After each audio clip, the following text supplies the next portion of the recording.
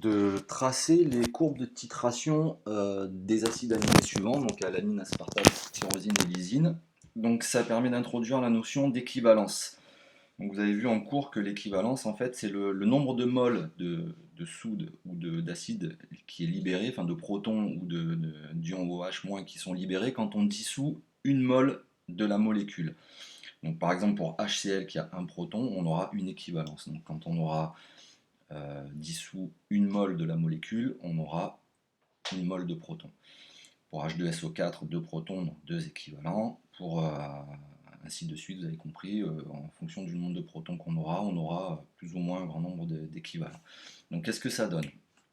Donc le principe est toujours le même, d'accord? Donc en fonction du nombre de protons qu'aura notre molécule, on aura donc un nombre correspondant de pKa. Donc on commence à pH acide, on augmente la quantité, on rajoute de la soude dans notre milieu pour augmenter le pH, d'accord? Donc le pH augmente. Quand on arrive au voisinage du pKa, vous avez l'effet tampon, donc vous allez avoir un plateau, d'accord? Au pKa, on est à l'équilibre, d'accord? Donc on a 50% de forme protonée, 50% de forme déprotonée. Donc on est à 0,5 équivalent, d'accord? Puisqu'on a seulement la moitié de la forme déprotonée. Donc on a réussi à déprotoner seulement la moitié des protons. Donc on est à 0,5 équivalent au pKa, qui est donc là où on a le plateau, l'effet tampon de notre molécule. Ensuite on a le point d'inflexion, donc on sort de l'équilibre, on a déprotoné la totalité de notre fonction ionisable, donc on est à 1 équivalent.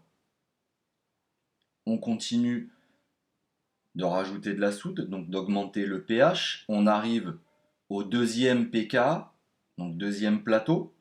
Quand on est au pKa, on est à nouveau à l'équilibre pour la deuxième fonction ionisable. Donc on est à 1,5 équivalent. On continue d'augmenter le pH en ajoutant de la soude.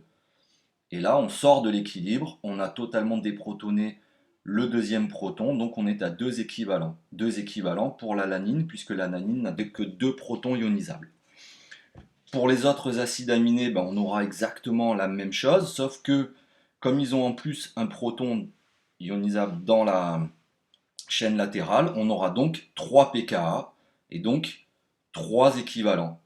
D'accord? Donc pour les 3 acides aminés, c'est exactement la même courbe, sauf que les valeurs des pKa, bien sûr, seront différentes en fonction des acides aminés. Alors ça aussi, petit détail que j'ai oublié de préciser dans la vidéo précédente, n'apprenez pas les pKa de chaque acide aminé, ça on vous le donne. Il faut que vous connaissiez la formule développée de tous les acides aminés. Donc si vous connaissez la formule développée, vous êtes capable de déterminer les acides aminés qui ont un proton labile dans la chaîne latérale, et vous êtes capable de décrire les différentes formes ionisées de l'acide aminé, mais vous n'avez pas à apprendre les pKa. D'accord? Ça on vous les donnera à chaque fois. Donc pour les acides aminés qui ont 3 protons, on aura donc 3 pKa, 3 équivalents. On augmente le pH, on arrive au premier pKa, donc 0,5 équivalent, puisqu'on a la moitié du premier proton qui est parti. Quand on sort de l'équilibre, on est à 1 équivalent. On continue, on arrive au deuxième pKa, donc on a déjà un proton qui est totalement parti. Le deuxième qui est à moitié parti, puisqu'on est à l'équilibre, on est au pKa, donc on est à 1,5 équivalent.